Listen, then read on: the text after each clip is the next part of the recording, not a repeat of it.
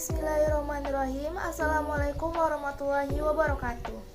Saya Elsa Riesta Alika, mahasiswi Universitas Riau, jurusan Matematika, Prodi Statistika. Di sini saya akan mempresentasikan mengenai mata kuliah Pancasila, materi Pancasila sebagai sistem etika, yang dimana materi-materinya meliputi: pertama, pengertian etika, jenis etika, pendekatan, dan aliran etika. Selanjutnya, etika Pancasila. Lalu, alasan pemberlakuannya Pancasila sebagai sistem etika, serta implementasi etika Pancasila. Kita masuki pengertian etika. Secara etimologi, istilah etika berasal dari bahasa Yunani, yaitu ethos. Secara etimologi inilah, etika berarti ilmu tentang segala sesuatu yang biasa dilakukan atau ilmu tentang adat istiadat.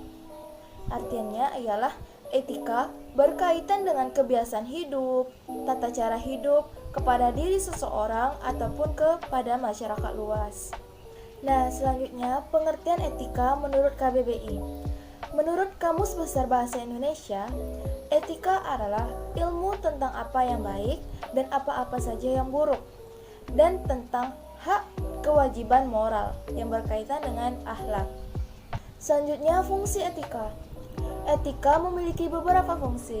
Pertama, fungsi sebagai menunjukkan keterampilan intelektual, yaitu suatu keterampilan untuk berargumentasi secara rasional serta secara kritis. Fungsi yang kedua ialah sebagai tempat untuk berorientasi secara kritis terhadap suatu keadaan moralitas yang membingungkan. Selanjutnya, fungsi ketiga dari etika ialah sebagai orientasi diri terhadap suatu sikap yang wajar di dalam situasi yang pluralisme. Selanjutnya, etika terbagi menjadi dua jenis, yaitu etika umum dan etika khusus. Etika umum ialah suatu yang mempertanyakan prinsip-prinsip yang berlaku bagi setiap tindakan manusia. Sedangkan etika khusus ialah yang membahas prinsip-prinsip di dalam suatu hubungan dalam berbagai aspek kehidupan manusia, baik secara individu maupun secara makhluk sosial. Nah, selanjutnya ialah pendekatan etika. Menurut para filsuf, etika cenderung terbagi menjadi beberapa teori yang dibagi menjadi 3 bidang. Di antaranya ialah metaetika, etika normatif, serta etika terapan. Yang pertama ialah metaetika. Metaetika merupakan yang berkaitan dengan sifat-sifat penilaian moral yang bisa kita lihat melalui asal-usul dan makna dari prinsip-prinsip etika itu sendiri. Selanjutnya ialah etika normatif. Etika normatif ini berkaitan dengan isi penilaian moral dan kriteria untuk apa yang benar atau salah. Selanjutnya etika terapan. Nah, di etika terapan ini memandang topik kontroversial seperti perang, hak-hak binatang, serta yang berkaitan dengan hukuman mati. Nah, etika-etika juga memiliki beberapa aliran, seperti etika keutamaan, etika teleologis, atau etika deontologis. Etika keutamaan. Etika keutamaan atau etika kebajikan adalah teori yang mempelajari tentang suatu keutamaan. Artinya, mempelajari tentang perbuatan manusia itu termasuk hal yang baik atau suatu yang buruk. Selanjutnya ialah etika teleologis. Etika teleologis ini adalah suatu teori yang menyatakan bahwa hasil dari tindakan moral menentukan nilai tindakan atau kebenaran tindakan dan dilawan dengan kewajiban. Aliran selanjutnya ialah aliran etika deontologis.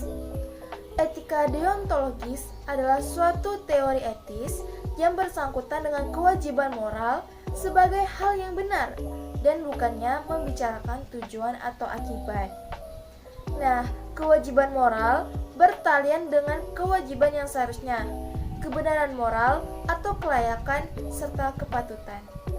Selanjutnya, kita masuki etika Pancasila. Apa sih itu etika Pancasila?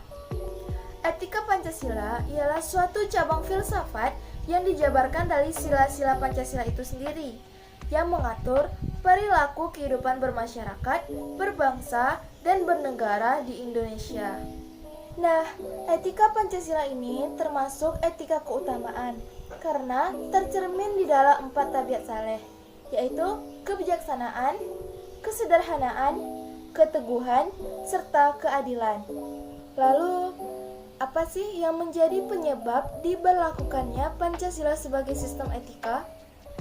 Diberlakukannya Pancasila sebagai sistem etika disebabkan oleh beberapa hal. Nah, contoh-contohnya seperti pertama, dekadensi masyarakat yang membahayakan.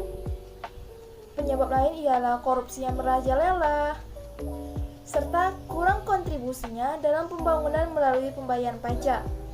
Nah, penyebab lainnya yang memberlakukannya Pancasila sebagai sistem etika ialah karena adanya pelanggaran HAM yang ditandai dengan melemahnya penghargaan terhadap orang lain. Selanjutnya, bisa juga terjadi karena lingkungan yang diakibatkan oleh kerusakan yang terjadi pada masyarakat. Lalu, tindakan-tindakan apa saja yang mencerminkan Pancasila sebagai sistem etika? Implementasi Pancasila sebagai sistem etika bisa pada tindakan seperti toleransi antar umat beragama, menerapkan rasa tenggang rasa kita kepada orang lain, mengedepankan suatu musyawarah.